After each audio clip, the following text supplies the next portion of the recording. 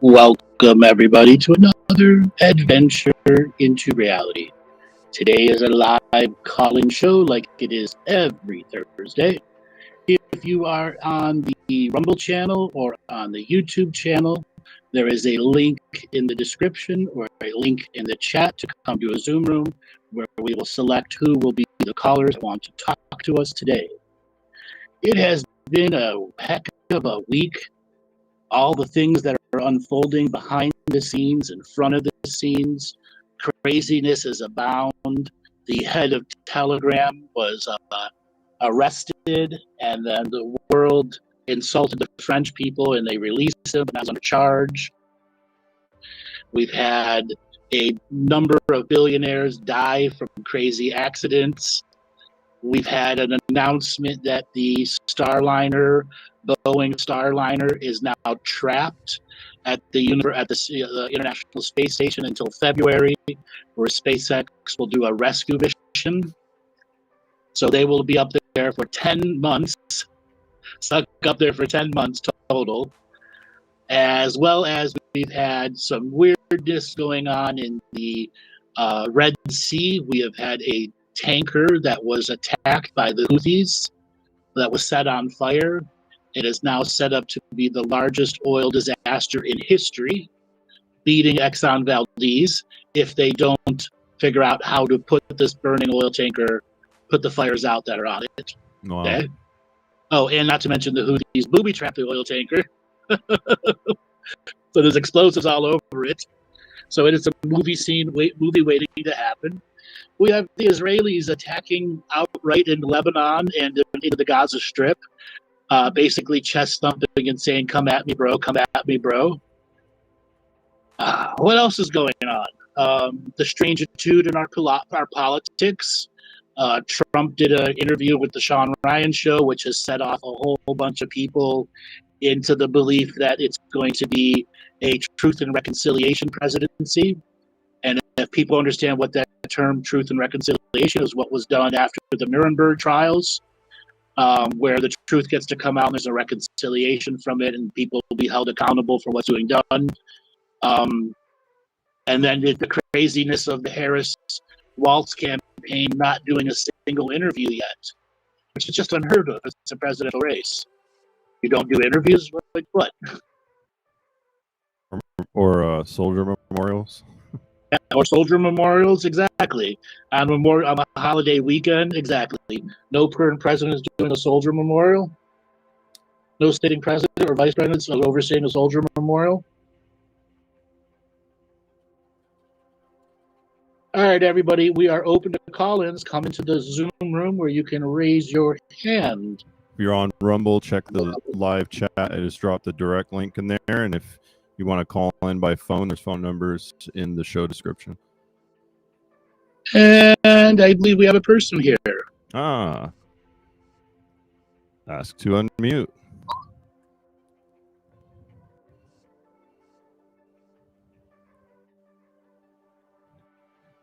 Are you there?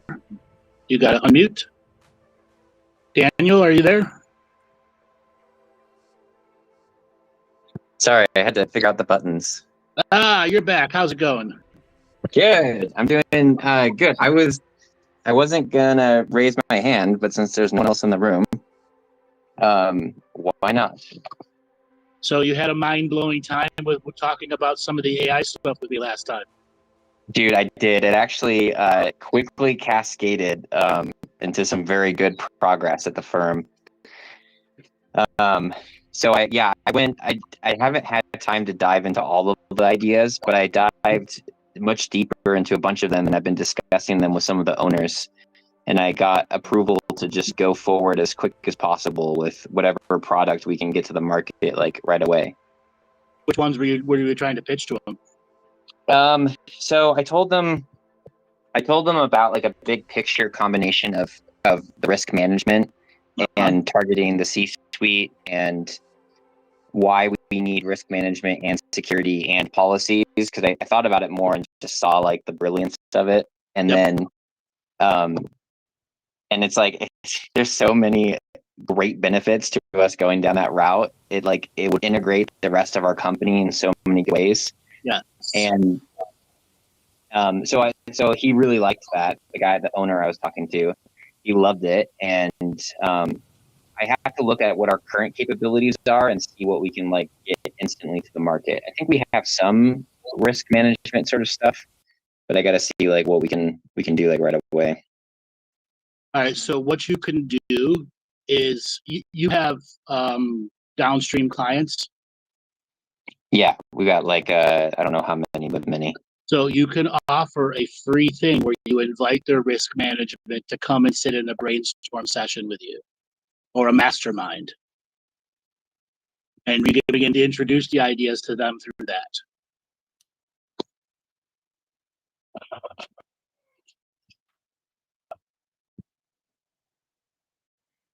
Okay. Okay. I'm writing them down. Yeah. So what was it like pitching it to them? Did his brain light up and he get it right away? Oh yeah, like right away. Yeah. Yeah, he understood it. He gets me really well too, because he knows that my background's actually in technology, mostly like as a developer. Yeah. And then I came into business, and he knows that like my way of thinking about things is like very unique and different. So when I told him that there was like a big opportunity in this, I think he saw that there was like a lot of value.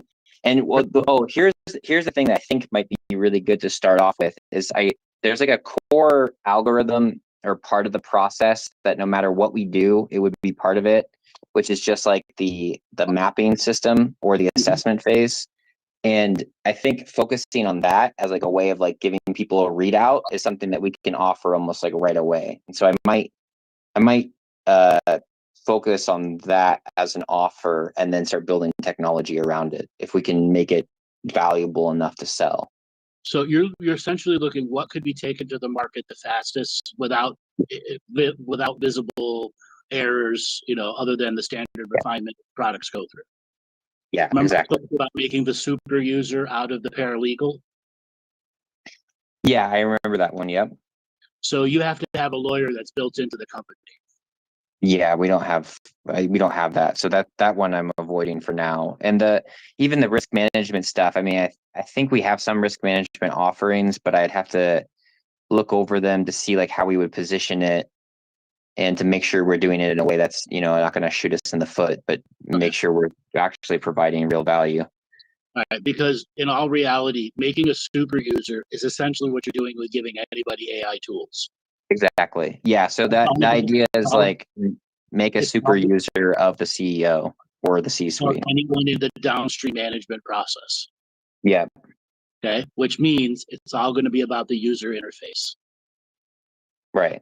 And once you master the user interface, Is it a document management and document creation thing? Essentially, that's what the will do for the paralegal, which will simplify their work, and then the paralegal double checks the material that the AI brings up before it presents it to the lawyer. So your user interface is what you have to tackle for power users. Yeah,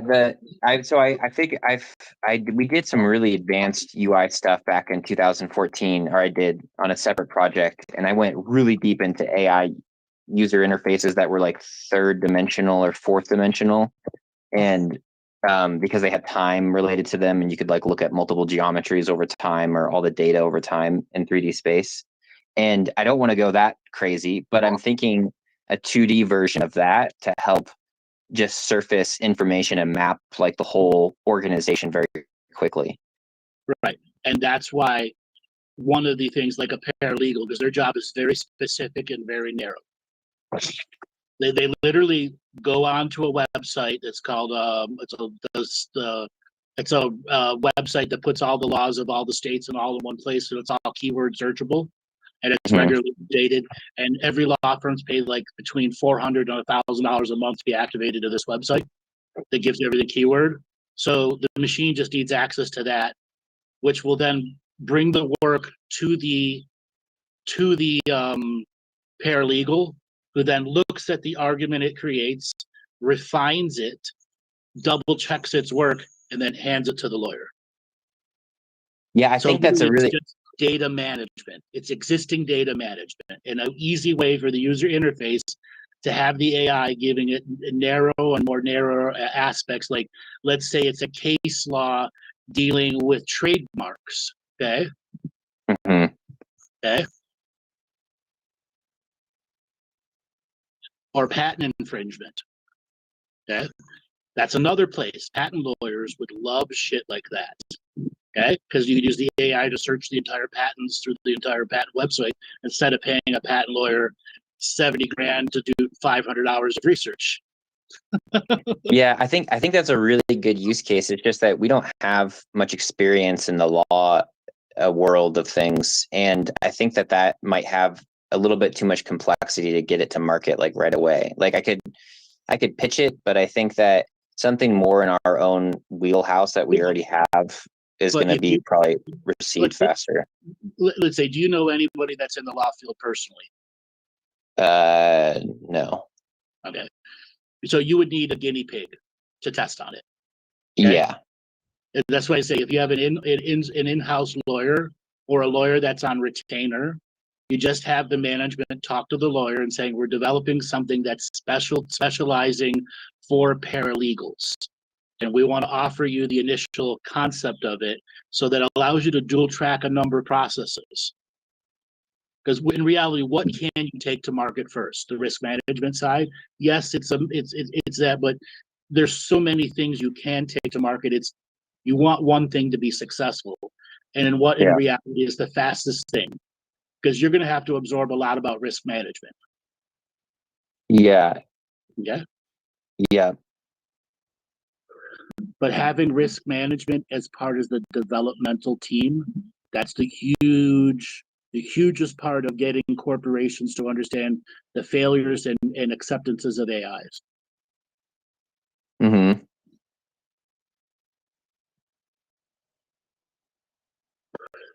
Was it fun pitching? Yeah. I mean, it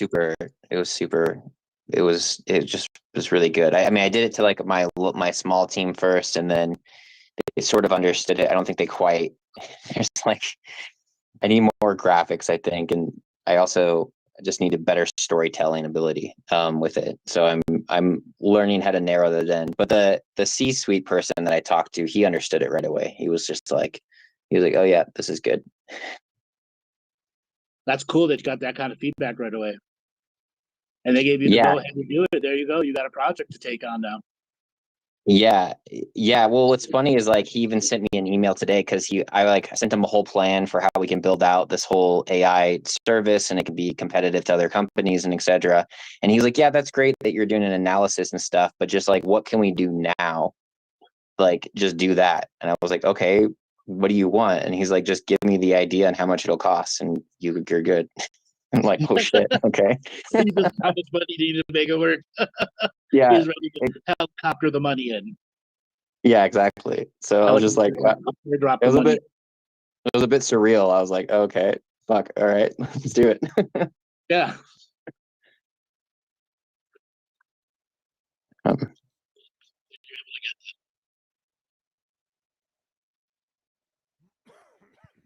Andrew, you still there? I can't hear you. Can you hear me now? It's like fuzzy.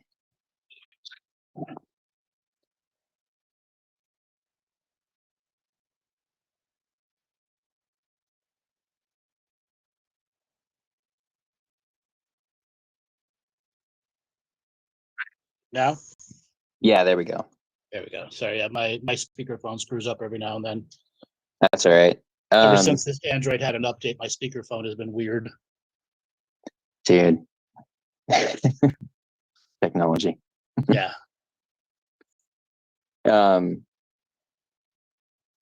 Yeah, so thank you so much for all of that. It's good. It's in progress. There's like a little bit more experimenting to do and figuring stuff out, but I think it's in a really good trajectory. Well, the fact that somebody's ready to send you money is great. Yeah. Yeah, it's really good. I'm excited. So anything you want to ask me? Oh, well, actually, so I mean, that's just going all so well. I could go more deep into my life, but the thought that I keep having is I'm wondering of what you might want to share about what you're doing with AI, because I keep thinking of like 1,000 different things you could be doing. And I know you guys were doing the writing stuff at one point. How is that all going? So that is still going. So for me, it's finding a team of editors, because I've printed, I don't know, 150 stories so far. Mm-hmm. And I found a genre that has its own unique things, where I just decided to tell the AI to make a yoga mom love story. And it literally came up with a yoga mom love story. So it is a yoga facility that talks about regular affairs between clients, patients, people there, which is something very common in the industry. And I've had a number of people in the yoga industry read it and fall out of their seat laughing at how accurate the AI was, down to the incense smell of coming into the room and the dinging of the bells in the background. Yeah. Okay? So it's the AI still needs human editors, and which is why we pitched it as hybrid AI writers working with the AI and crafting it with the AI so that it is whatever repetitive issues the AI has goes away.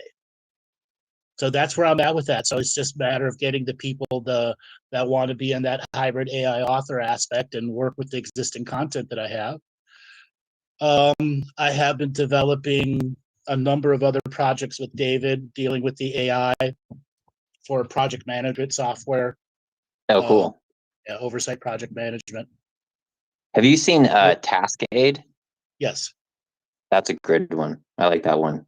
And another one was AI for small businesses that looks at your business, understands the business model, shows you how to expand it, and it develops your marketing for you, and then does all your copy for you. So that one's already should be out to market already with David. That's great. Do you have, I keep thinking about this. Do you guys have like a library that helps them choose what business model or different aspects and pieces of business models they can kind of stick together for their particular business? So the model that we created doesn't matter what your business is, because it looks at all the existing business, scans the entire website, the entire internet for everything that's been done already, and it comes up with a compilation of all the copy language. And from so it's more marketing side. And it's not just marketing, it's actual business management too. Oh, cool. Right, actual business management software. Like for all those light workers who don't want to run their business, there is a way, if you put yourself as the power user and learn the AI and its tools, it will do that work for you. You'll have to pre-task and schedule. Have you paid your taxes this year? Have you paid your insurance? It can auto pay everything for you and do a regular monthly checkup on how to save money. Oh, that's fantastic. Okay? Now that's AI for small business. Again, you have to become a power user though, which is the challenge of getting AI over the hump of trust. Mm-hmm.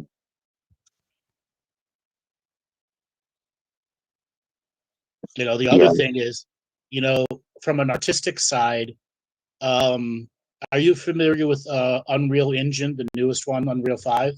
Oh, I was about to ask you about some of this stuff. Yeah, I know all about that. I used to do game development. All right, so we are training a AI to use Unreal Engine, which will put a person in a producer aspect. Yep. Okay. Did you see? Literally, you could be a home movie maker. Yeah. Okay? Right. Mm-hmm. Mm-hmm. Again, you have to be a power user. You have to understand what the AI is doing at some level. Did you see the new paper that just came out? I think it was like today, where Google was showing using a diffusion model to create Doom. Yes. Yeah, that was really cool. Okay. Now, those AIs are trained differently. The AIs that we're using, David had, because he took the actual 2-year PhD course in AI, so he has the fundamentals of the programming, the language models, and everything. And he bought an off-the-shelf AI, and then we trained it by giving it 25,000 books. Okay. Cool. Okay. All on spirituality, individuality, mathematics, quantum physics. And one of our original ideas, we wanted to make a psychic AI that you could go to a website and it would give you psychic readings. Okay. Yeah, I think that's totally possible. I was making an astrology AI last year, and there's just tons of different things that you could do to make a psychic AI. There's like many different ways I think you could do it. Yeah. So the script writer that we have now, the one that we did the webinar on earlier last year or late last year, now that one can do it's not just printing books. It can do full-on white papers, and if you use it correctly, it's a self-education tool. Right. Like today, I randomly had it print out something about the parasympathetic and the relation to the vagus nerve, and it gave me very detailed information about the parasympathetic and the relation to the vagus nerve, and graphs and pictures and everything. Wow. Okay? And then I randomly said, David, if you don't know, he was a former corporate fixer, like high-level corporate law fixer. And I said, all right, I want to put together a fixer's handbook. And him and I just put the keywords together and put together all the fixer management stuff. And Dave and I have this joke now, we're going to start a company called Fixer Inc., where all the top fixers around the world are in one company. That's a good way to do it, because then you get really good IP you can train more AIs with. And if you have all the fixers in one place, you're Mr. Fix It. Yeah. Fix It Inc. Yeah. Do you have a small country revolting against you? We have a fix. Right. Yeah, I think that there is like some incredible opportunities for people making their own businesses more, and like self-governance, building out communities more, just the whole like infrastructures and stuff. Sure, but you still run into the anxiety of, I don't know what it's doing. Okay. And that's where the power user training becomes the key at getting regular people over the hump of fear that I don't know anything about anything, when in fact the AI will teach you everything you need to know if you just give it time. Okay. So are you thinking more like you put them into a community that's around a certain particular focus, and you have the AI help educate them through the process of how to use the AI? Yes, but at the same time, the AI has already looked at their business, refined it, given them a more effective business plan, has looked at their finances, given them a better payout schedule, because most people don't realize you can change your payout schedules. Okay. So if you're cash poor at the beginning of the month and the 15th month you've got your most money, you can go to the bank and say, hey, can you change my payment from the 1st to the 15th? Okay. Hmm. And it'll tell you all that. So that's it. It's a coach is also what it is. It's a business coach too. Yeah, that's great. That's a great way of doing that. Right. Again, it's getting people over the hump of fear. That's what it is. Like if you know nothing about video editing, nothing at all, and you have an AI doing it for you, eventually something via osmosis and you're watching it do, you're going to learn something. But if you have all the top 10 things to understand what video editing is, what processing time is, and you give them an overview, you'll have an understanding of the various steps the AI is doing and the work for you and the amount of time it's saving you. Mm-hmm.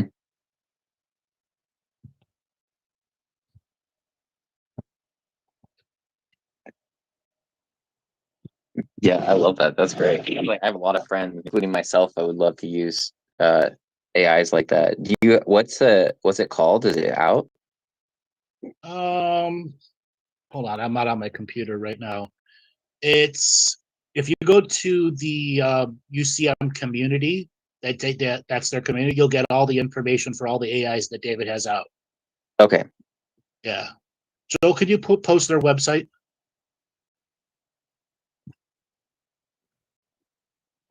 And he's got a bunch of free courses and everything in the UCM community. Yeah. That's So cool. I believe it's the Script Writer Black Edition. So that will write scripts and white papers and everything. That's the one that I'm using right now for the AI narration, AI story writer situation. Yeah, I'd love to try that one out. That sounds fun. That's great. I use it 5-6 times a day. It's always processing in the background and making. That's how I've got so many stories. To the point I can't even I just decided to do a 1 through 20 series, so that's why there's 20 yoga mom stories, and then there's 20 CIA stories, and there's 20 this stories, 20 that stories. Okay, make a reusing the same names because I could tell the AI to reuse characters. Yeah, you're creating like your own little universe of stories. Mm-hmm. Do you have it trained on like the transcripts from all your YouTube videos? Yes, so it has been given a lot of YouTube videos too, as well as all my transcripts and actual audio listening too. Also, yeah, Cool. That's great. yeah. So I have a random side thing. I was thinking about, I don't know if this is possible, but have you ever explored the idea of teaching an AI light language? Yes, yes, I have. Did you find anything or any interesting results you would share? Yes, yes. Now the I can, challenge is getting humans to understand it. It right. still will be enunciation, pronunciation without a direct dictionary definition of pronunciation, enunciation that creates frequency, vibration, and harmony that transcends the logical mind into a timeless mind. Right. Like I would think of it as more of like almost like a healing modality, like a way that it could communicate maybe large amounts of information very quickly or give a download about something or explain So something in a very compressed way. I just took the basic hertz. Your heart the inner heart frequency has 7.2 hertz. The higher heart frequency is 432. I just took that scale and gave the AI a pronunciation, enunciation, large language model, and it was able to produce something that was very similar to a light language, but had frequency embedded into it. Oh But the shit. idea of the math of That's frequency, cool. harmonization, and vibration, which is all of the unseen aspects of it. That's interesting. Does it So need more refinement? Does it need more refinement? Absolutely, it does. yeah. So I think one thing you could do that would be very interesting is if you hook it up to a biofeedback device or something, Did and that then already. Did that already. okay, never mind. So the PEMF mats we use have full biofeedback data, which goes to a program called Cubios. Now, Cubios is the software all the big biofeedback colleges and universities use to tap into. So you can share all of your data. And I had it look at all the data and all my PMF machines and all the data that were on all the shared Kubios files from all the colleges and universities. Oh, interesting. Wow. So you got a whole database of like Yeah. of So biofeedback that, information. yeah. Of all the existing things that are using biofeedback data under that software. You can look it up. Kubios, Kubios. Okay. Yeah. That's interesting. Right. And David and I have had this thing, that data organized under an AI is worth more than any machine you can make. If you get people to understand what that data means. Mm-hmm. Yeah, I mean it's like literal remapping of consciousness of like how to That's navigate through right. consciousness. So we also hook up a 16 lead EEG machine, ECG machine. Uh-huh. So we have mapped the brain waves while you're in the Lucia light, which also goes direct to the Kubio software. So you now have a full brainwave, a 32 channel brainwave file that gives you all the waveforms in the brain. Wow, that sounds fascinating. Mm-hmm. So What? the goal is, can we prove the mystical happening in the mind? And the answer is yes, you can. Yeah. You absolutely can. And Mm-hmm. that is my goal. That's why David and I work so well together is we take science and spirituality and we agree that science and spirituality need to agree and stop arguing that they don't agree at all. Yeah, absolutely. And when we get over that debate, you absolutely can prove many laws of the universe exist, especially when it comes to how consciousness interacts with the body.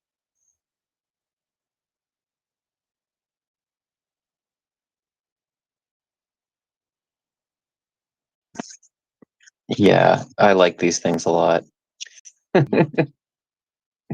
There's whole Yeah. ways to use AI as a diagnosis doctor, okay? Mm-hmm. That will assist doctors out there, okay? It's never going to take away the doctor being the doctor. It is going to just make the doctor's life simplistic and faster. Right. And the nurses and the entire medical community.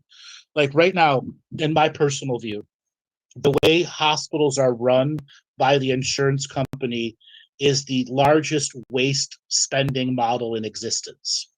Mm-hmm. Even though the hospitals and are trying to constantly cut corners, every time they cut a corner, they pay triple somewhere else or quadruple somewhere else. Mm-hmm. They've beam counted themselves into self-destruction. Mm-hmm. Mm-hmm. And if an AI were to come in and put best business practices versus idiot C-suite people who don't understand what a doctor's job is and remove the insurance companies and big pharma forcing them to take bribes to keep hospitals in existence, you will be able to have a hospital that runs and everybody can get medical care. That means the Canadian medical system can suddenly actually run correctly. All the corruption will be taken away. Okay. Mm-hmm. But the rich people don't want that to happen. Okay. Big business doesn't want that to happen. Right.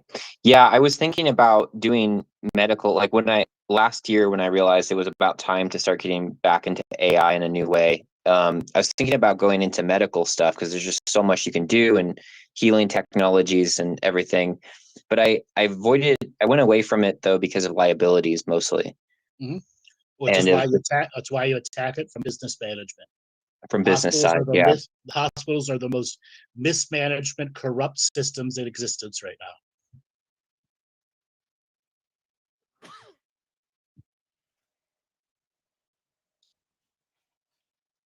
Most hospitals have computers for everything right now. The Right. Probably AI can pretty make it antiquated systems too.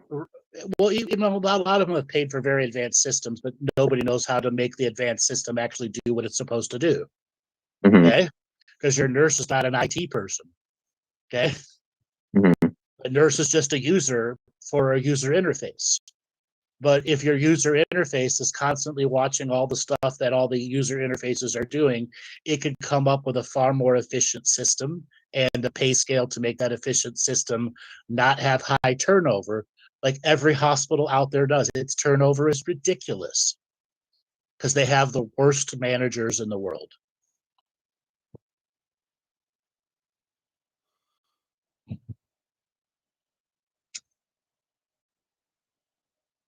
Western medicine can be very effective. And one of the reasons a lot of people don't trust it is because of the internal corporate corruption within the insurance companies and the big pharma. What do you think is like, I mean, this may be a sidetrack from where you're going, but what do you think is effective about it? Like, where does it work really well?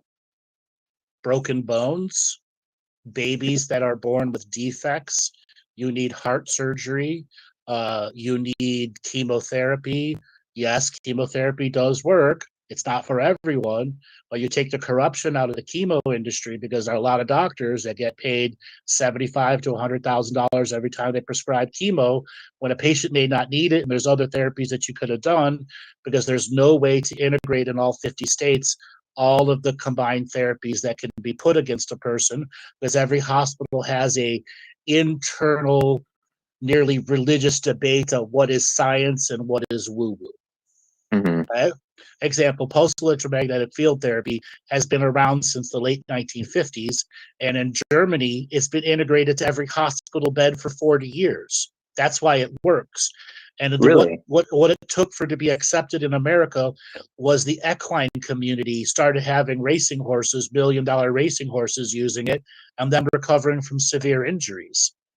And then the FDA went through a 10-year test and now has approved PEMF therapy for chronic pain management, cancer, anxiety, all of those things. It's over 450 diagnoses that insurance will now cover if a doctor prescribes PEMF therapy. Oh, I didn't know that. That's awesome. Yeah. So what else does Western medicine do good? So preventative medicine. Now, a lot of people think Western medicine is not about preventative. No, it is. It's regularly doing blood tests. It's regularly doing on elderly people mammograms, colon testing, looking for all of the signatures and signs. Okay, you going and having a heart checkup.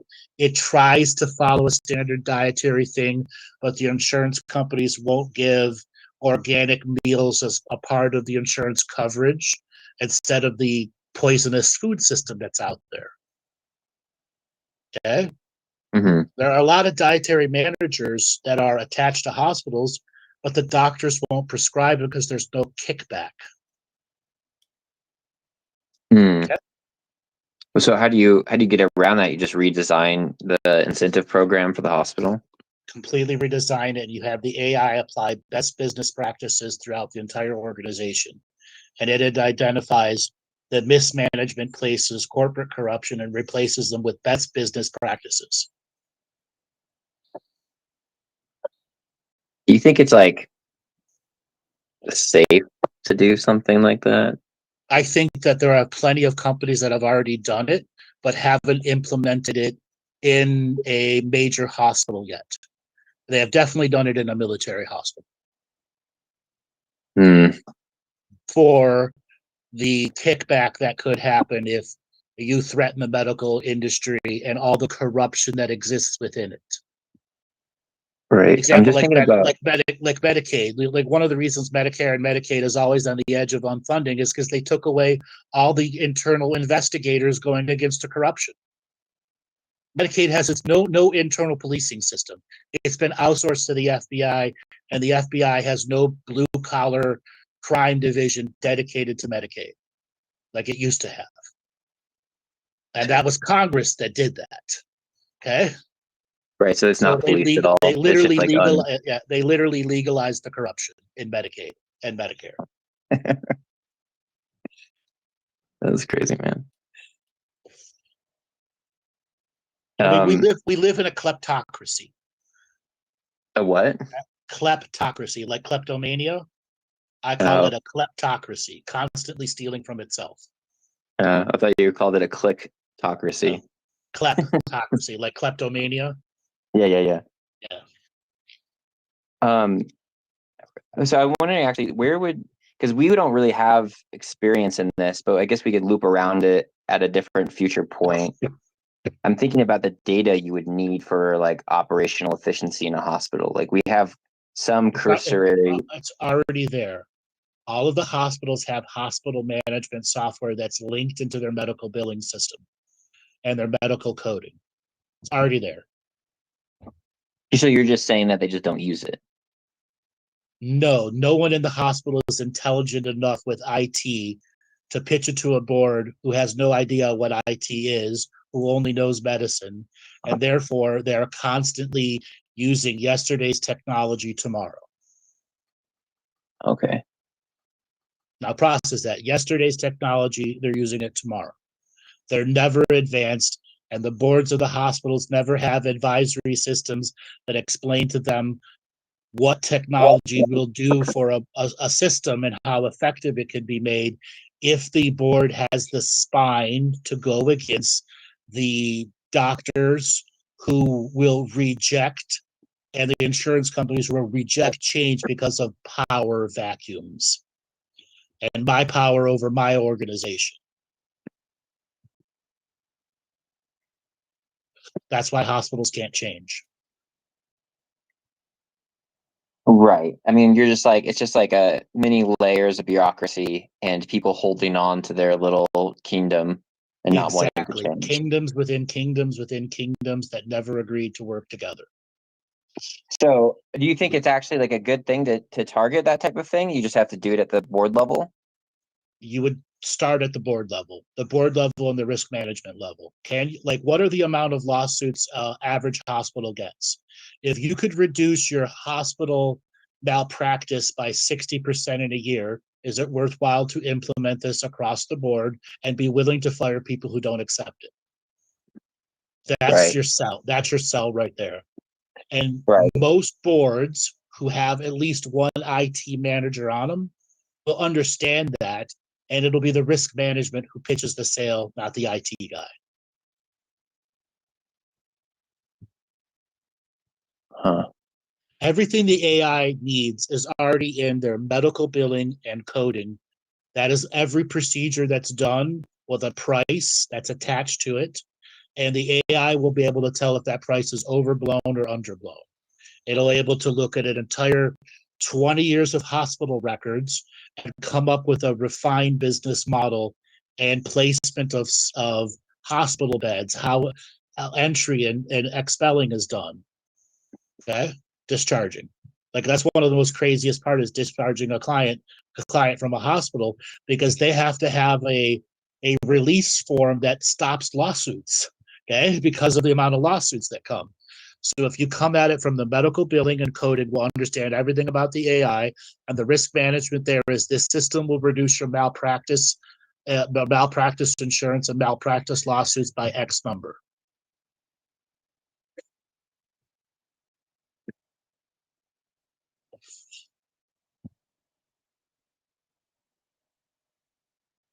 I see your wheels are turning. Yeah, I'm taking notes. Yeah. Habit of the trade. Yeah, it's fine. It's when you realize the hospital system has been capable of changing, and people have gone in and done in-depth network analysis of the medical billing and coding, and have come up with their version of a remedy without an AI many times before. But you can't change the fiefdoms. That's why it has to be top-down change with the express understanding: don't accept change, you're fired. Right. And the same thing can manage an individual doctor's office. Right. I'm wondering if so that I had like a little bit of a synchronicity actually, because like hospitals in the area have been catching my eye lately and like how they're funded and how they work.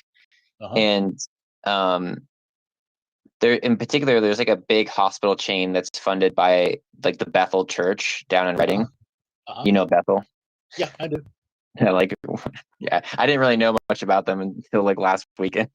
It's like, but anyway, I was like, I'm wondering if like it'd be good to go through some of those through the churches, like through, because a lot of the churches fund or collaborate with them, and So if that would be like a easier pathway.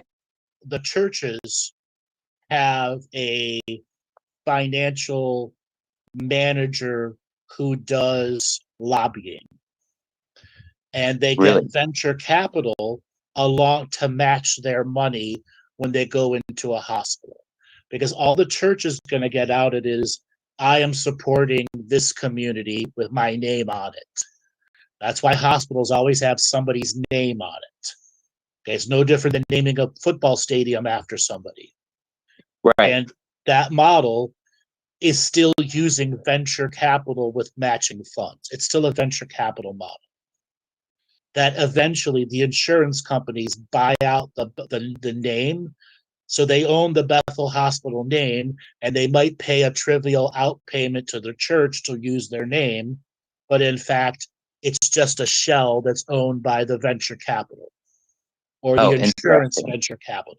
Yes. So the church is very disconnected from it then. Very disconnected, correct. Oh, okay, that's good to know. All right, thanks for that.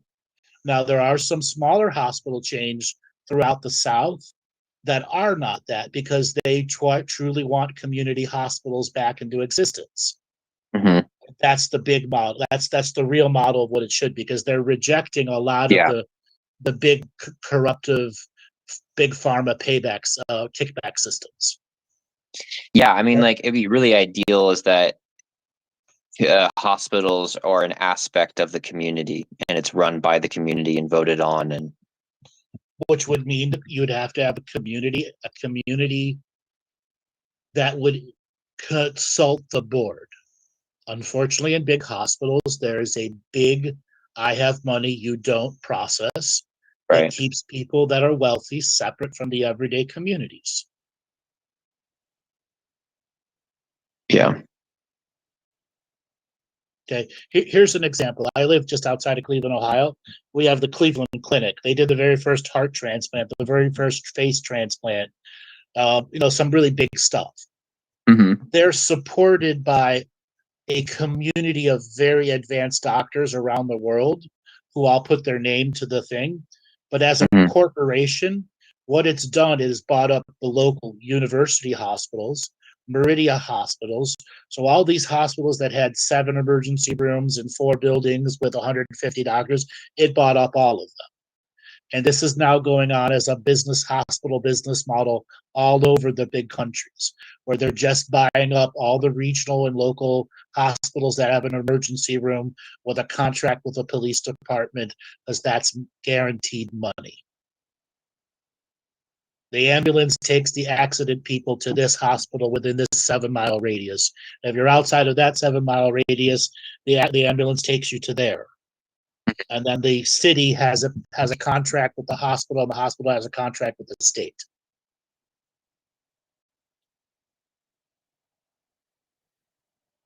Okay. Interesting when you peel back the layers of how hospital business models actually work. Yeah, absolutely.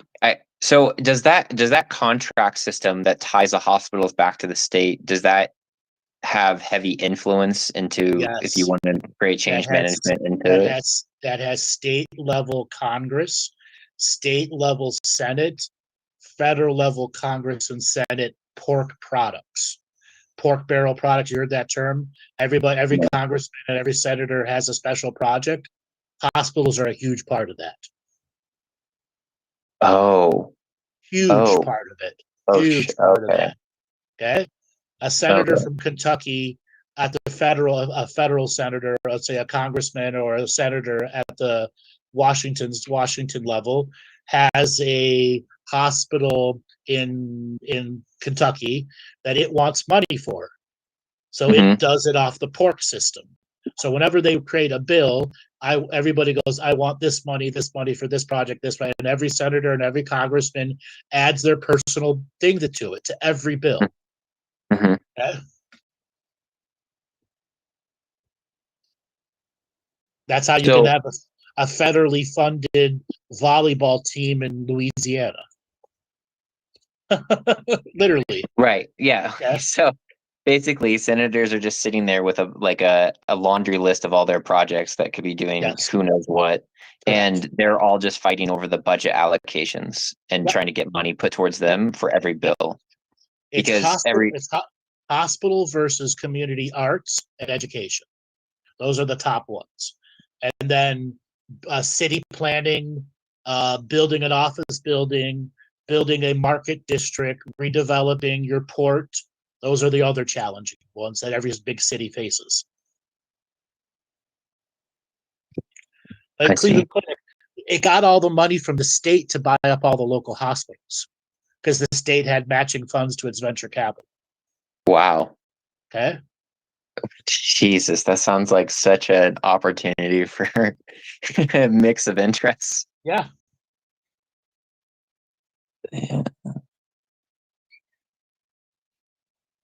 So do you think even with that, it's still viable to kind of pursue hospitals? Like it's not going to interfere too much? The answer is absolutely, it is worthwhile. Okay. It's finding a hospital that understands you are the test bed for risk management reduction. And then the rest is going to be at all of the corporate trade shows that the hospitals go to. And it'll be the risk management who sits at your corporate booth trade show that sells it to anybody else that's going to that trade show. Okay, I think risk management being your best friend to make business change. Right. I think that we're going to need to prototype this for a little while and get it down before we can approach hospitals. Because I think there's going to be some more kind of technical things we need for that. No, because you once you wrap your head around what the medical billing and coding system is, the rest is going to be what advice is the AI giving to the board, to the management, and how is the board and management resisting it? Yeah, I just mean for like phase one, like it sounds like we'd have to make a custom AI. So that's no, you won't. You could use off-the-shelf AI that's just business management. Best practices business management. Okay. If the AI is giving best business practices from top down and the business is run completely like a backwards idiot, what happens if you use best practices top down? It cleans out and optimizes the whole system. So there's I didn't know there was AIs that do that. Do you? Yeah, there are corporate optimization AIs. Yeah. Okay, great. I'm gonna go look for those. It just looks at your business and all the data points, and then comes up with a refined business model and solution for you, and where to target, what to do. But the thing is, the vast majority of people who are having an AI to do that will only incorporate one or two things the AI is telling you. Right. If you don't ever want to do with any optimization, you have to do the whole broad spectrum. The whole broad spectrum, exactly.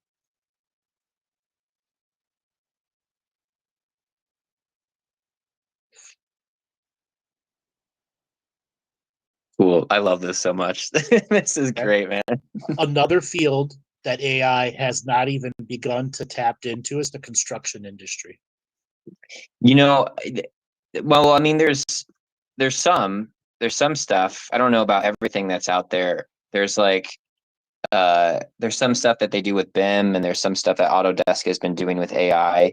I talked to a guy the other day who was doing construction here in town, and he was just saying, like, yeah, it's too risky. Like, we don't trust AI to be designing stuff. It's not about design, it's business management. Doing all of the booking of your subcontractors and the writing of the contracts. Okay. And timeline planning and stuff. Timeline planning if you're do 200, you're going to make 200 houses in a community development. Having the AI to plan the entire process, book all the subcontractors, oversee the subcontractors. That's what I'm referring to. Yeah, dude, I would love that. And I kind of want to make a version of that's just like open source or something too, for people who want to do small homesteads and small communities. Because there's like a lot of I have like a Okay. friend, who's like making a tiny house in our backyard, Yeah. and there's just like so many things with like a small plot of land you can do construction wise. So here's something that I've thought about this. One of the things that I have is I work with off-road collectives, and there are times that I watch their automated building systems, how they work. Uh-huh. And something that can Who be does an it? existing, let's say you had a construction crew that builds a house every 6 7 weeks, that's framing to almost finish. Okay. Mhm. And you had a GoPro on each person or a standard body cam, Yep. and the AI watching them go from beginning to end. You could make an entire coaching course of how to build a house from top down, as long as you had, here's how you cut the wood, this is the angle that you cut the wood, and the AI will literally be attached to your body cam as you're building the house, telling you within a millimeter if you're cutting the board right or wrong. I love that. I love that so much too, because it's like people still get to use their own bodies and they still get to do it themselves, but the AI is just coaching and assisting. Coaching and assisting them through the entire building process. Okay. And you just need someone, a crew of people, to go from the beginning to the end, and the AI will create the entire coaching system. And because it's hooked to a body cam, it can measure the board and tell you if you're measuring it right or wrong, and tell you the width of the blade, because so many people make mistakes. They don't include the price of the width of the blade, and that's why houses are unplumbed. Okay. Not Yeah, square. that would be Okay. really cool. Okay. So you could do that with any construction project. Okay. Yeah, I feel like that's like a whole separate company. Sure. I could go on Yep. and on and on for hours. We haven't even got into automotive maintenance. Okay. Yeah. Right. For dealerships. Yep. Yeah, Okay. use car stuff, how you can recycle used cars and fix them up better. No. Just dealers spend a lot of money on computer systems. They're very forward thinking, except the mechanics are not trained in these new EV models. And if these AI was able to have the complete breakdown and tear down of what it takes to take a dash out to change an odometer in a 2022 vehicle versus a 2016 vehicle, because there's a huge difference. You would be able, because automotive industry already has a book that says an average mechanic should take 4 hours to do this at this shop rate. If the AI were to look at every car in every vehicle that in every model, and it can design a faster system, more effective system, and that it can give feedback to the car industries of how to make cars that don't have stupid designs in them. Oh, interesting. I see. Okay. Boat making. You could have an entire AI of how to build your own boat. You just need someone to do the step-by-step process, and the AI will figure out the rest and tell you how to order all the material, what to do, everything. Okay. Construction can go into airplanes and helicopters, homemade airplane and helicopter. How to build a muscle car.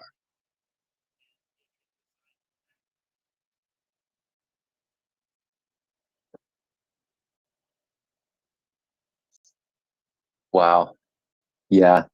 Yeah, I think we're gonna have some AIs that can do some. There's this one I saw that came out from SIGGRAPH a couple weeks ago, where you could sketch a robot and then it would start simulating it in a virtual gym space so that you could see if it was like walking properly, like if what you sketched actually had like physical viability to it. Well, X already has a usable robot platform, and it's a matter, are they going to open source it to the rest of the developers? Not X, Right. Elon Musk, SpaceX. Sorry, they have a SpaceX. fully developed with full range of motion, and that AI construction team, they're already training it how to swing a hammer and how to do construction. How to do construction. Were you Okay. talking about the Optimus one? Yes. Mhm. Yeah. Yeah, yeah, dude. We're about to get into a crazy era of humanoid robots and just massive different types of robots and AIs. And if we get over the anxiety that you're not losing your job, just the nature of your job is changing, where the physical labor can be put to the robot, and you're doing the mind labor and overseeing the project management. Mhm. Okay. And then replacing the robot when it's fixed. Or if you want to get in there and work with the robot and yell at it, you can. It won't care. Just for some fun. Just for some fun, yeah. Who taught you how to swing a I miss hammer? it. I miss the old days when employees wouldn't listen to me and I had to yell at them. So I'm just gonna go simulate that for a second. Then you could program the AI to talk back to you, like they did with some of the Siri and some of the Alexa reprograms. In a Brooklyn accent, like a construction worker. Exactly. Forget about it. Hey, I'm walking here. Exactly. It's my union break. You come have my coffee. Robots don't have coffee. I'm drinking my coffee. All right, brother. I gotta let you go. I gotta net on the next call. Right. Fun talking. Yeah. Thanks, Andrew. Thanks again. Great talk. And if you ever want to add me in as a private consultant, I'll do that too. Oh yeah, for sure, man. I definitely will look for the opportunity for that. Yeah. We can come up with some world-changing shit. Yeah, let's do it. Sick. All right, brother. Take it easy. Good talking to you. Bye. All right, Joel.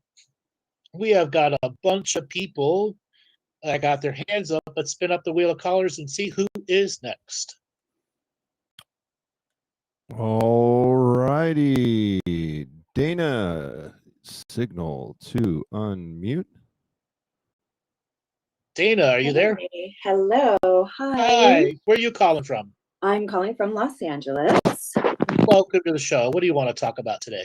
Well, it's not as interesting as the last caller, but it hopefully will help other people as well. A year ago today, I had an accident where I was on my bicycle and I was hit. And then I was airlifted, and then, it just completely, when those things happen, it just changes your life. And but I just still feel stuck, and it's about like getting my finances in order, because both my husband and I have worked, and like we just can never get ahead, and we keep creating this debt for ourselves, and I don't like it's a really terrible, or it's a stuck pattern. And what were the natures of your industry and the recovery time before you went to work? Well, I didn't return to work. The natures of my industry, my industry, or my injury? Your injuries, sorry. Oh, okay, that's all right. I was unconscious, and I had like 10 staples in my head. Okay. And yeah, but did you have a fractured skull? No, but it was, I don't even really know. Did you have a grade 2 concussion? Yeah, I had a very serious, sorry, when I'm talking about it, I just shut down. I had a very serious concussion, and then I was just, in shock and not in my body for a long time. And you could be like that for years to come. Yeah, and that's why did they ever do a heat map on your brain? No, not a heat map, no. You mean like an MRI? It's similar, except they inject you with this, I forgot what the name of the chemical is. Oh, no. And what it does, it maps the brain with the MRI differently, and it says how the concussion has actually affected the brain tissue. Got it. Okay. No, I believe it's a heat map. So do you have a concussion specialist? I did. Well, I went to like a neurologist, and they, she was like, "Oh yeah, everything's fine." I'm like, but anyway, and then I went to it was called a concussion clinic, but we did a video call for 45 minutes, and then a new doctor came on and tried to write me 4 prescriptions, including like antidepressants, and I was just like, they just didn't care. It's just all about. It's because the insurance wasn't going to cover what they wanted you to do. Okay. Yeah. And unfortunately, like the last caller, we're dealing with what's going on in the medical industry. Okay. So here are some things for you to think about. Okay. Okay. Brain fog and concussions Oh, are going to be an everyday part of the future of you moving forward. yeah. Okay. There are some things you can do to begin to heal the brain. Yeah. Okay. So pulse electromagnetic field therapy. That's the first thing. What that will do is be specific for concussions. And regular use of it will trigger angiogenesis in you, which is the high production of stem cells, which is what you need moving forward. Okay. Now, what you can do is still talk to a concussion specialist. Yeah. What state are you in? I'm in California, Los Angeles. All right. So, did you go to UCLA for the concussion specialist? My insurance is UCLA. We went to Ronald Reagan, and I was hit by a garbage truck, so it's a lawsuit. So we were dealing with their stuff. That's the other reason why they're giving you depression meds as an advice. Yeah. That's unfortunate. Yeah. Now, if you go to a sports specialist concussion, you will get much better results. Okay. Mm-hmm. One that treats sports injuries, high-level sports injury concussions, and repetitive concussions. Okay. That will be your best aspect of them doing the heat map on your brain, which will tell the doctor what areas of the brain were damaged the most. Okay. Mm-hmm. Yeah, I know you're teary for this. Yeah. And from there, they're going to probably have you go on. Are you familiar with something called Embro? No. Mm-mm. So it's a biologic they originally used for people that have high levels of autoimmune deficiency issue stuff going on, but it's also been proven to heal certain types of brain traumas. Okay. So go to sports medicine concussion specialist. Okay. Now I told you about pulse electromagnetic therapy. The other thing is hyperbaric chambers. Oh, okay. Yeah. That is a huge healing journey that can reduce the fog by as much as 70% daily. Okay. Now the key is you got to find a hyperbaric specialist that the insurance is going to cover. Okay. Now in Los Angeles, they have what's called mild hyperbaric chambers, where you can go and just sit in a mild hyperbaric, and then afterwards they can put you on 100% oxygen or a 70% oxygen tank. Yeah. That will go a long way at removing the brain fog. Okay. The damage to the brain is relatively permanent, and I use the term relatively. There are ways to go through extended healing journeys with hyperbaric therapy, specifically for brain traumas. Okay. Okay. And within many of the people in the hyperbaric community, they're going to tell you the magical number of hyperbaric therapy is 70 hyperbaric treatments a year. Okay. Okay. So imagine 12 months, wow. six times a month, 4 times a month. And if you're able to get that and get the insurance to pay for it, every hyperbaric therapist will tell you you've reached the miracle point of healing. Wow. And it doesn't matter what sickness it is. Wow. Okay. Okay. Oh, There's your recipe to wellness. Yeah. Okay. So did you have sustain any other injuries? I can't even really think about it right now. Like a skinned elbow. I think I can't even think right now about it. You didn't have any other broken bones or ribs? No. Okay. No. It was all head injury. It was my head. Yeah. It was all head injury. All right. What type of career path have you done? Well, I was advertising, then I studied to be an actor, and then I got into real estate, and I just never made any money. Like anytime I would, it would just keep going out. Okay. So yeah. Okay. Just so you know, from a spiritual perspective, your car accident where you hit your head, that was a karmic accident. Yeah. It was pre-designed before you were born. Okay. But why? Yeah. Because it's about loving yourself.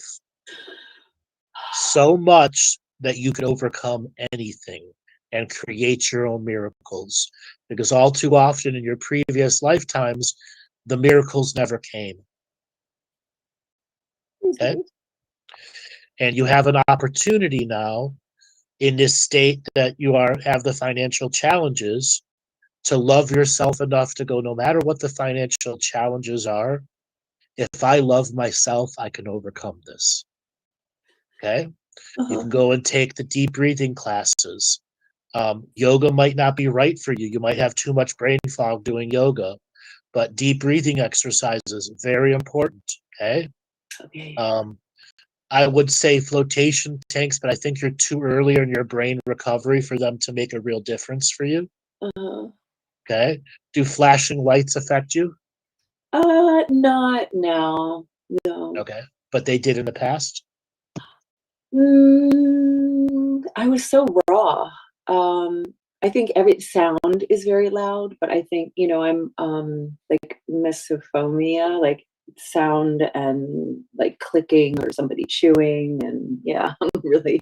That's because your brain is a healing state and some aspect of the five senses got damaged, and you had to create brand new neural pathways to get those senses back. And you have a hypersensitivity to certain frequencies and sounds. Yeah. Okay? My son has it too. So Yeah, interesting. it's genetic. It's genetic. Misophonia is genetic. No, it's genetic, but you have a brain injury that's amplifying it. Yeah. Okay. So a lot of the vets that have come home from Afghanistan have brain traumas very similar to you. Whoa. And that's who you need. You need a sports medicine or somebody that's treated vets with the high levels of brain injuries. Now, I've helped a lot of vets go through. So you also have post-traumatic stress. Yeah. Hold on. Okay. How hard is sleeping for you? I don't like to go to, like, it's hard. Yeah, it's hard for me to go to sleep. But then I was thinking, is it like hormonal? Is it menopause? But yeah. No, it's brain trauma related. It's all brain trauma related. Okay. How long were you unconscious for after the accident? I don't remember, but my friend thought I was not alive. So You probably were in the other world. You just don't remember. Okay? yeah, Okay. off and on. It was like, like a movie. I was out for a long time and then I woke up in the helicopter. So that is your post-traumatic stress. Yeah. The trauma of that. Now, part of reclaiming that is a spiritual journey. Okay. Here is where prayer, ceremony, Yep. and getting people to work on your body, like massage, craniosacral therapy, myofascial release. Your body is tight. Oh yeah. Okay? You got to get the body to relax. That's the key of allowing the post-traumatic stress syndrome to go through its journey of eruption and relaxation. Okay? Yeah. Okay? And you should be able to get the insurance to cover that too. Okay. Okay? Are you familiar with craniosacral therapy or myofascial release? I am. I've never done it. Okay. Yeah. Oh God, my God. I'm sorry. Yes, I have. I'm thinking yes. Yeah, and I was paying these people out of pocket. Yeah, cranial sacral. Yes, I did that. Right. How did I even forget that? This is so crazy. Yeah. So in your situation, cranial is great, but where you're at in your healing journey, myofascial release will be far more effective for the money you spend on it. Okay. So because you're in the LA area, you should be able to find myofascial specialists everywhere. Yeah. Okay. And you got to come in with 90-minute sessions. 1-hour sessions are never going to be enough. Yep. Okay. So what you should do is out of pocket this part, just call, find one that you feel like you want to go to and book 2 90-minute sessions. But try to do them as close together as possible. So let's say you go Wednesday one week, you go Tuesday the next week. So in a span of 7 days, you're repeating. Yeah. And then if you find you really like that person, try to do 2 sessions a week for 4 to 5 weeks. and then see how the body goes through some deep relaxation changes, and the fascia around the back of your neck, the sagittal suture fascias can relax, as those are probably so tight your face is under too much tension, and they'll do a full-on orbit release and neck and back and shoulders, and get yourself back to your normal gait walking style.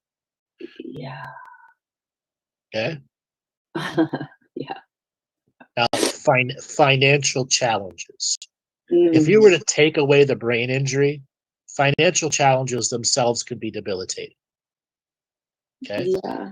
You have to find a way to put away the financial challenges and all the previous karmic implications of financial challenges and go, this is my life. Okay. And if I want to have quality of life, this short-term journey for me is mastering self-healing and self-nurturing. And if you can do that, on the other end, the universe will provide. And there's a trust and faith coming for you here, a trust in spirit that if you learn to love yourself and master self-healing, master self-nurturing, truly give the body the time that it needs to recover instead of forcing yourself back to a work in which the brain fog will just debilitate you. Okay? Because that's the vicious cycle ahead of you. Okay? Yeah. Because you're not ready to return to work, are you? I don't think so, but I feel like I have to. It's been a year, and then Okay. yeah, but What does your husband do for work? he's in the film industry. He's in production design. Okay. Is the issues going on in Hollywood affecting his work? Unbelievably, miraculously, he's worked this entire time. He's worked, and like it's but he makes a great living. But if I had an income, then we could, just move forward. And so I feel like I'm holding us back. And You're not. No, you're not holding yourself back, because that's guilt. of course, yes. Okay. He loves you enough to support you, and he'll love you enough to continue to support you. Yeah, But you don't believe that. I know. Okay. That's why you have to sit. You have to sit with him and go, right now, I don't know how I could go back to work. And if I go back to work, I could remit to a point where I won't function. I need this next 6 months to figure out mastering loving myself. Do breathing courses. Okay. Do the hyperbaric chambers. Get well enough for you to be out of the brain fog, for you to determine what type of little work you could do. Okay?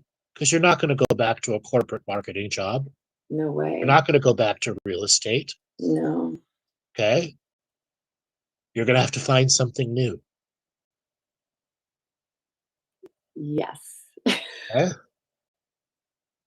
Okay? Tell me about yourself. What things have you done in the past that were creative or artistic? Oh, I loved writing. I took photographs. I wanted to go to, art school. Okay. And I have a very rich spiritual life, and I wanted to be able to, bring that back, and see how I could make a living, with that. And I came up with an idea to, like all this knowledge that we have, even just to start like an Instagram page and bring the wisdom of, you were talking about the different hurts into like the different hurts, and just do like little tidbits of like the chapters of the Kabelion, or like the different rays. And people are like, how do you know all these things? So, and I just felt like if I stepped into that, then it could blossom into something else. So that's cart before the horse for you, though. Okay. Those are all great ideas. Yeah. But loving yourself to get over the brain fog is the most important part of your journey now. Okay. Okay. And I cannot tell you how much the hyperbaric chambers will change the brain fog. Okay. Okay. Getting the myofascia release, getting the body out of post-traumatic stress tension. getting yourself to sleep regularly. Sleep is the greatest form that healing the body can do. Okay? You are fortunate enough to have a husband in an industry that can pay well enough to live in that high rent area for you to learn to love yourself for the next 6 months. Okay? How to self-heal and self-nurture. And to start an Instagram account, my journey from recovering from a brain trauma. Oh. And that starts your new business. You just become an influencer who's recovering from brain trauma. And this is what I did. This is my first hyperbaric chamber. This is my 20th hyperbaric chamber. This is my 50th hyperbaric chamber. Wow. Okay? And then you get connected with anybody else who's had a brain injury. Okay?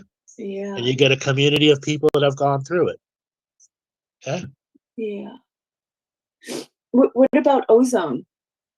Ozone therapy won't do jack shit for brain injuries. Oh my gosh. Okay. Won't do nothing. Well, I was getting it like injected just directly into my neck. I know it is. It's not gonna do anything for brain injuries. Wow. Okay, so the hyperbaric. Okay. Hyperbaric and pulse electromagnetic field therapy. Those are your two narrowband options that you'll have until you've had a proper heat map of the brain and they have a very detailed understanding of what was damaged in the brain. Okay. Okay. The pulse electromagnetic field energy, who is that, like in a medical So PEMF therapy was started 45 years ago in the European countries. Mm-hmm. And then in America, the equine industry adopted it and they got amazing results. And then the Food and Drug Administration 3 years ago approved PEMF therapy. So all insurance companies will pay for it now.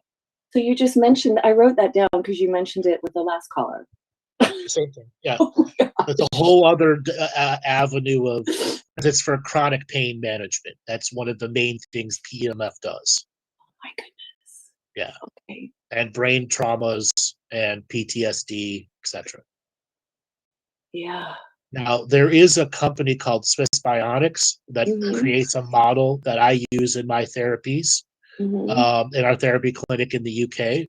It's called IMRS Prime. Okay. And it's the most advanced unit that's out there for actual office people who want to open an office versus the Beamer, which is a consumer level model. Oh yeah, I know the Beamer. The Beamers, in my view, are an okay machine, but they don't give you the square wave and the sawtooth wave that low frequency PEMF field needs. It's the same frequency through every treatment, where the IMRS Prime has individual treatments with individual frequency changes that uses biofeedback through heart rate variability to deliver a counter frequency through pulse electromagnetic frequency. Whoa. That's the science. Now, you can get those for around $8,000. If you were to get your husband to buy one of those and you started using it a half hour to 45 minutes a day on the standard setting, in 6 to 10 weeks, you will be a different person. Wow. Okay? And if you combine that with going to regular hyperbaric therapy, you can then have your influencer model set up for you. Okay? And this applies to anyone listening with brain trauma, any high-grade brain trauma. Okay? The rest is you creating inspirational quotes between treatments. Yeah. Okay? Oh my goodness. This is, I didn't realize it was that bad, but as I'm speaking to you, it is. It is trauma. Oh my gosh. Yeah.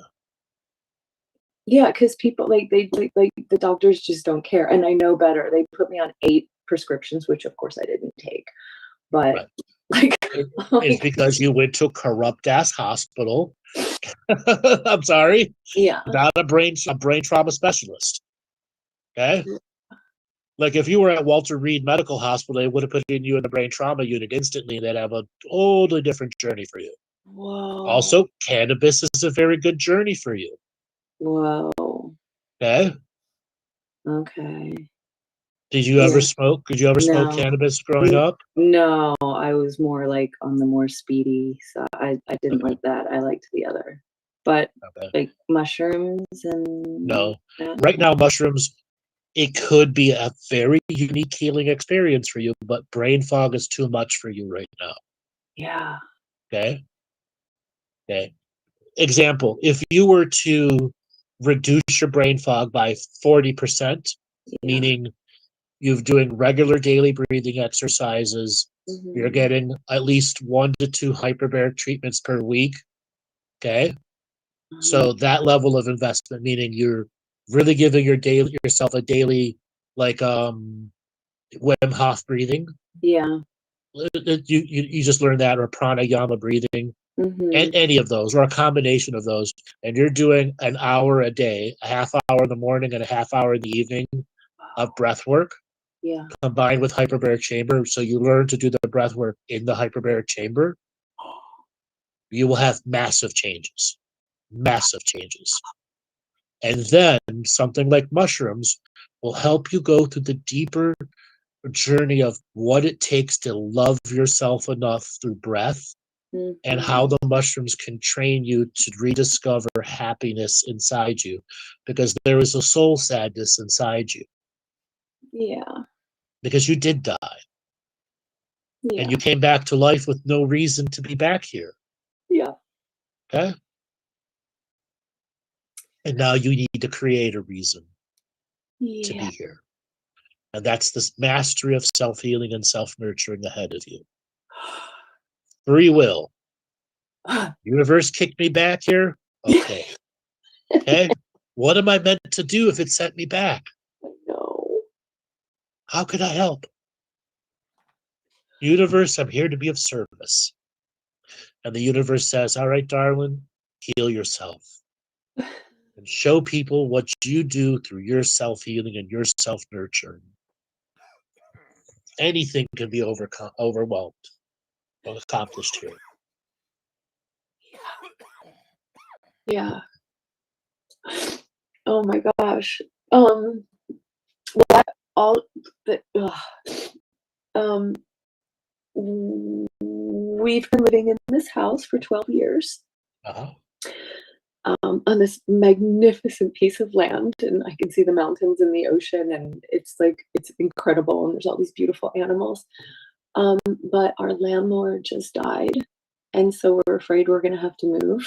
And like she hasn't raised our rent in 12 years, and now I'm like us facing having to like move. Yeah. So You won't know until that comes.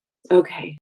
So And don't until that comes, that is just anxiety you're putting on yourself that's breaking down your mind even more.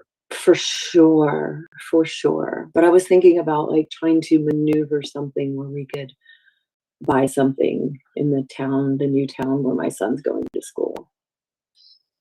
Well, that will come down to your finances and where the interest rates are going to be. Hmm. Okay. Yeah, yeah. My friend's neighbor is also could be dying, and we could try and swoop in and get that. But so we're not like really flush with money. But is it something between my husband and I, like these contracts that we've made, to just always be in debt? No, that's the insidiousness of debt.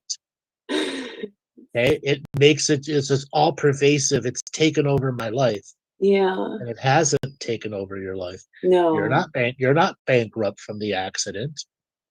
No. Okay? And I could. There's still a lawsuit where something's going to be paid out sooner or later. Yeah. Okay. Yeah. Okay. Have they even talked about a settlement yet? No, but we filed and they're doing investigations, and Okay, so it's yeah. eventually something will come. Okay. Okay. Yeah. Yeah. Or you can just tell the guy, this is my number I want to get out at because I can't handle the pressure anymore. Yeah. Okay. You get me 350,000 tax free, I'm out. Wow. Okay. Okay. Yeah. And then you take that 350,000 and you go on living life. That's kind of what I was thinking. Like, well, I'll just take that and then we'll move to this new place and then we can. Okay. Okay. You may just want to tell your lawyer that. Get me $350 tax free. So after taxes and capital gains, because you'll have to pay capital gains on that. Absurd. As long as I walk out with $350, I'll walk away from this lawsuit. Okay. And there's our down payment. You No, picked up on there's your my life. investment, your investment to the future in which you won't have to go back to a 9-to-5 job. Yeah. Okay. Yeah. Where you can truly develop the part of you that can be the best service to yourself, your family, and the community that you live in. Yeah. Okay? Oh my goodness. Wow. Yeah. Okay? Yeah. I hear you, and I'm so grateful for you, Andrew. Thank you for You're this. welcome. I want to add a little something else. So I've been reading your past lives. Yeah. Try to find a way that there's a creative flow that will activate your DNA. And there was a series of lifetimes where you lived in the American Southwest and you were a pottery specialist. Ooh.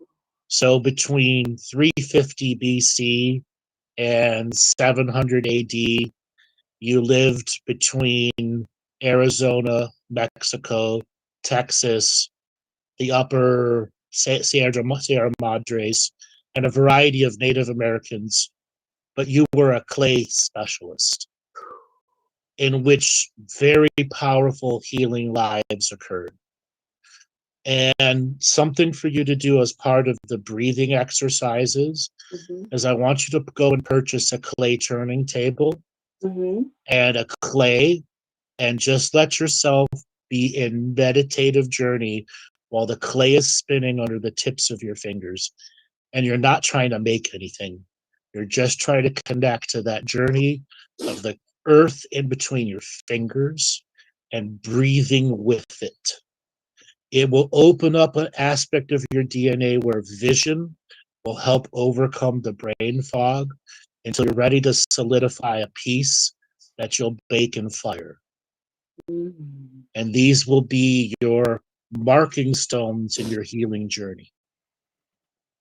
Okay? Yeah. I cannot stress to you enough how important that is. Just as equal to the hyperbaric chambers. Okay.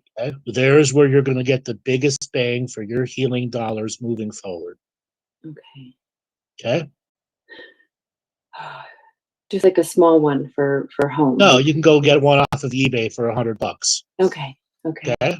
And a big 12-pound lump of clay for $40. Okay? Yeah. That's it. You don't need to spend any more than that. I love it. You just need to learn how to use it. Okay? Keep the clay moist with a wet towel over it, and you can reuse it and reuse it and reuse it over and over again. Okay? Okay? Yeah. You got to see that it's therapy. Breath, where you're going to take the breath work and apply it while the clay is turned. Okay. Because the breath work and the clay combined will create a transmutation of the brain fog, giving you vision again. That's the internal vision. Yeah. Okay? Where you'll be able to feel your love through the numbness of your spirit. Yeah. Oh my goodness. Yeah. How old's your son? He's 14.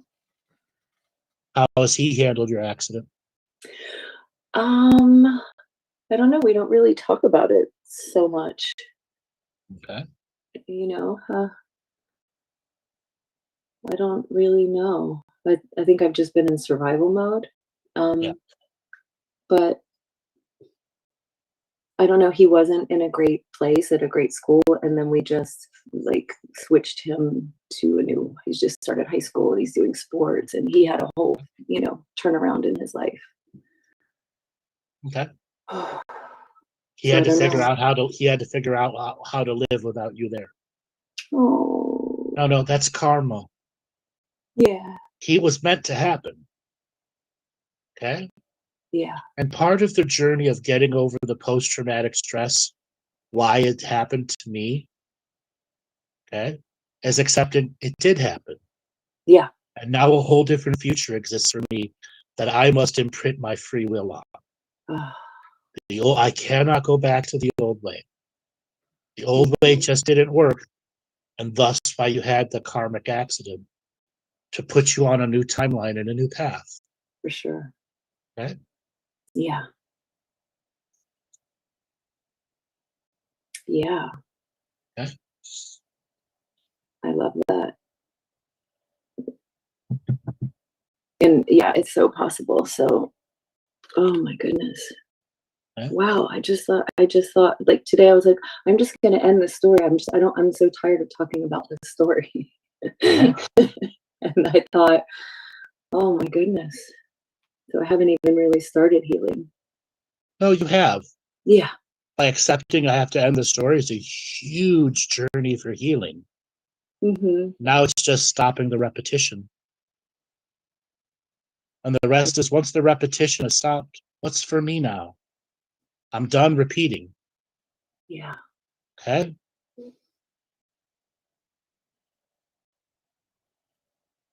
Yeah. I was thinking like, oh my God, last like a year, like what have I done? I haven't accomplished anything like work wise or, like You had a brain trauma that's gonna stop you from doing anything. Okay? You have to admit the truth there too. yeah. Okay? Yeah. I know. Oh. Just so you know, they sell hyperbaric chambers for athletes where you can Mhm. have one at home too. They're called mild hyperbaric chamber therapies. Oh. So that exists out there too. And they're anywhere between on eBay right now, they're about $5,000 to Okay. 5,000 to 9,000. Okay. Wow. Yeah. But go to an office, have it done a couple times. Yeah. Okay. You could do mild, or I would recommend you do full 100% oxygen and actual what's called mono chamber. Okay. Okay. And Mhm. you need to find a hyperbaric medicine specialist. Yeah. And hopefully your insurance will cover it. You should be under. I can't believe no one's already prescribed hyperbaric for you at your brain trauma people. It's just criminal. I know. But it's interesting that my lawyers were saying that they want their people to look at me. And so I'm gonna suggest all of this to them as well. Okay. Because the other So side. you could also go to a hyperbaric medicine specialist that does brain traumas for war veterans, and they Oh, will be your advocate. yeah. Okay. They will tell the insurance company to get off their ass and pay for this. Okay. Okay. Okay? Yeah. Because when you have a brain injury, you don't realize. Like I No. didn't even realize I was hurt, and Right. there was a boy's dad who's a lawyer who came to the house to pick him up, my son's friend, and then he was like, "Wait a minute, what happened to you?" So then he's, so I know that Yeah. that was divine, but Divine, you're right. yeah, Karmically happened to happen. yeah, Okay. yeah. But I just never, yeah, because I don't, I don't take care of myself. I was taking You care of don't them. love yourself enough to do it. Yeah. And you were in the infinite world full of love. And in your unknowingness, you got separated from that when you came back to life. And that's the spiritual PTSD and the physical PTSD you're going through. But the message is love yourself here, darling. You weren't meant to die yet. You have a child to see, to grow, and grandchildren. Yeah. You have a future. Don't quit on it.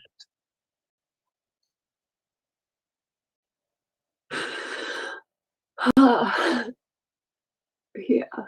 You want to see your grandchildren? and the great-grandchildren, you're set up for that right now. Okay. Okay? And then what's your legacy? Oh, wow. Whoa. What is my legacy? Yeah. Oh, What impact did you leave on the world? yeah. Okay? I think about my legacy often, Mm-hmm. and it evolves. Okay? I think about all the public sessions that I've done, like yours or the other caller or whatever, whatever it is, and then the private sessions and classes that I put out and seeing how it's helped change people all over the world. Okay?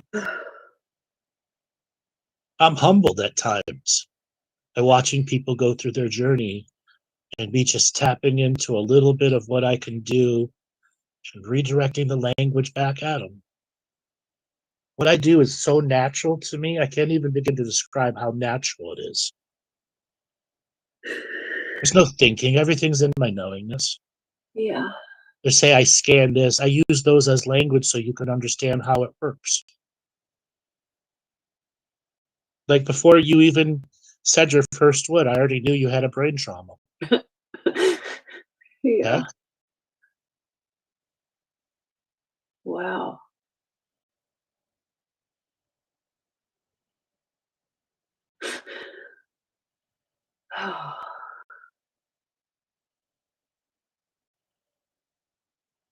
Yeah, I thought it was behind me. It's so weird.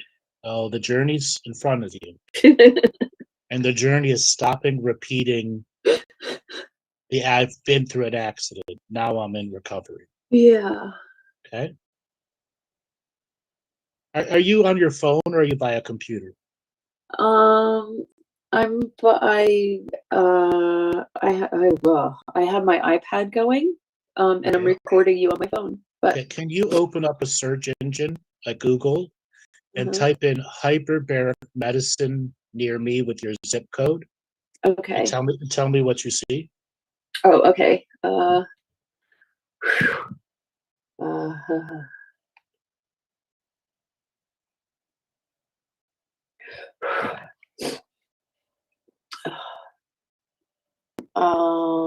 of course I can't see because I'm crying. Okay. Dr. Girbano or Mayo Clinic, Peter Alpine. And then type in after that brain trauma. Oh, okay. Hyperbaric medicine brain trauma with your zip code.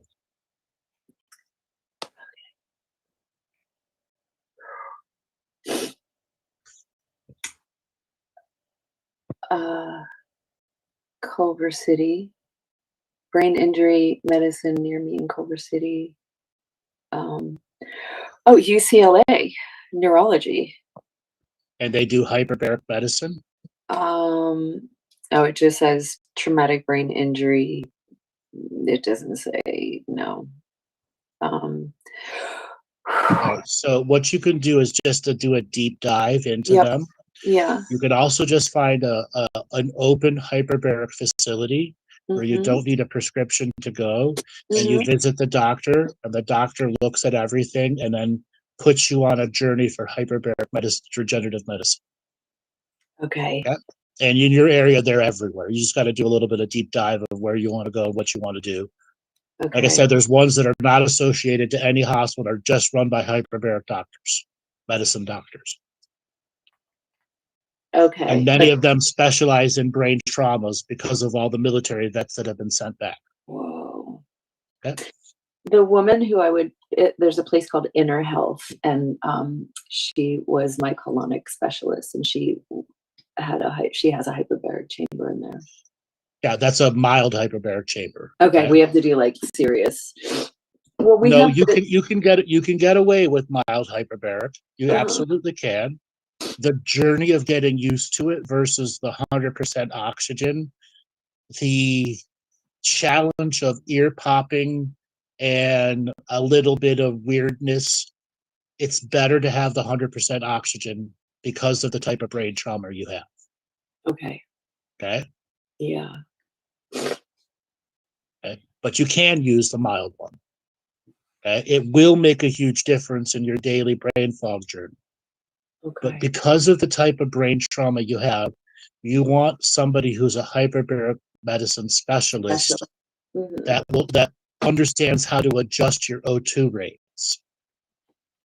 Got it. Because once you get to that magic number of 70, that's when the miracles happen. Okay. Okay? Yeah. Yeah. And we have great insurance. I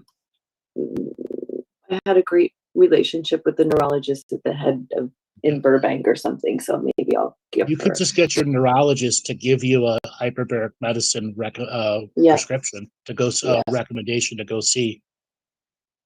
Yeah. Do you have like a my chart way to connect to them? Like yeah, I'm just gonna call her. call her or my chart her and Mhm. going, I would like to get a referral to a hyperbaric medicine specialist for my brain trauma. Yeah. They should know exactly what that means. Okay. Okay. Yeah. She couldn't believe it. She's like, I can't believe that you're actually walking around about what happened to you. And then Yeah, because you are basically, I'll give something that's an equivalency. If you were inside a Humvee in Iraq and a 155 millimeter tank shell exploded underneath your vehicle and scrambled your brain, you would have equivalent of somebody that was inside that Humvee vehicle. Okay, you got your brain scrambled, like scrambled eggs. You have the same equivalency of an IED explosion inside an armored vehicle. oh my You have gosh. the same level of brain trauma that those guys have. Okay. Okay. And then I'll get that other scan too. Right. Well, that's part of the journey of them getting the insurance to cover it because it's not a cheap scan. I believe it's called a heat map of the brain that where they inject you with, I forgot what it was called, a special thing, and it illuminates the parts of the brain that have been damaged, and then there's a 3D imaging that they do for people who have multiple concussions or heavy concussions, so they know what aspects of the brains have been damaged. Okay. Okay. Yeah, because I had vertigo a couple of weeks ago. Just I couldn't even look up. Yeah, that's because you're getting crystallization in your ears. Have you ever used an ear cleaning kit? Oh, with your earwax? a long time ago. So something you can do is, if you feel the vertigo coming on, is grab that ear cleaning kit, get some very warm water. So let's say a cup or a big mug with a tablespoon of hydrogen peroxide in it, like standard hydrogen peroxide, a tablespoon to a cup. It's not very much, okay? And you just squirt out your ears, and you make sure you give each ear two full cups. So you go through 2 cups in the right ear and 2 cups on the left ear. And the whole point of that is to just get some of the wax buildup and change the sensitization of the ear hairs, which will help some of this crystallization that's around the actual eardrum going on. Okay. Because all vertigo comes from crystallization in the inner ear. Yeah. But I'm also willing to bet your vertigo isn't crystallization. It's something going on in your motor cortex, actually. Yeah. Yeah. And then it just went away. And then it just went away. Yeah. Your brain's trying to figure out how to bypass the damaged areas of your brain and make new neural pathways. Oh my gosh. That's where your brain trauma is trying to figure itself out. Yeah. Okay, so download a course on Wim Hof breathing. You can immediately put that to practice. Yep. Okay, when you go to your first hyperbaric chamber, do the breathing inside it. Okay. Whoa. Okay. Okay. Yep. All right. All right, darling. I gotta let you go. You're Great incredible. talking to you. So grateful. Thank you. Call back and let us know how things are going for you. I sure will. Thank you. Take it easy. Great talking to you. You too. Thanks. Bye. Well, Joe, we had two special callers today. It was great to give them a little bit of extra time, and I hope everybody learned something here about the journey of self-healing and self-nurturing and how important it is to the journey of recovery. Well, Joe, let's call it an end to the show. Everybody, it has been fabulous. We will be back tomorrow for our Loosh report and then the live game stream afterwards. Look forward to seeing you guys tomorrow night.